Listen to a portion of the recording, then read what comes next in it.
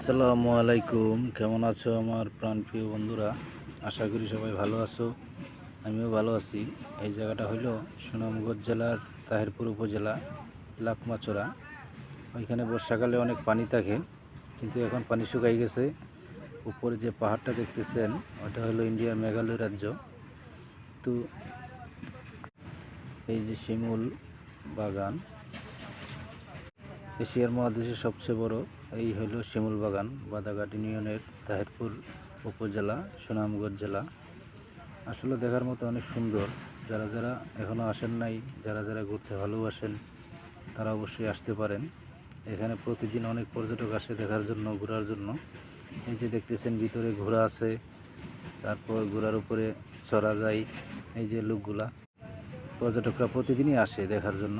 কিন্তু এখন শিমুল বাগানে তো এরকম ফুল নাই, অনেক ফুল কমে গেছে। এই যে ঘোড়া দেখতেছেন, তারপরে ওই যে টাঙ্কির পানি দেখতেছেন, এর ভিতরেই ভালো সুব্যবস্থা আছে। এই যে ফুলগুলো এখন জড়িয়ে যাচ্ছে, আগের মতো ফুল নেই। এখন যত দিন যাবে ততই ফুল কমে যাইব। আর সবচেয়ে বড় কথা হইলো অনেক দিন ধরে বৃষ্টি হয় না, তো তাই পরিবেশটা এতটা সুন্দর না। আর আমার চ্যানেলটা সাবস্ক্রাইব করে লাইক কমেন্ট ফলো দিয়ে সবসময় পাশে থাকবেন। আমিও আপনাদের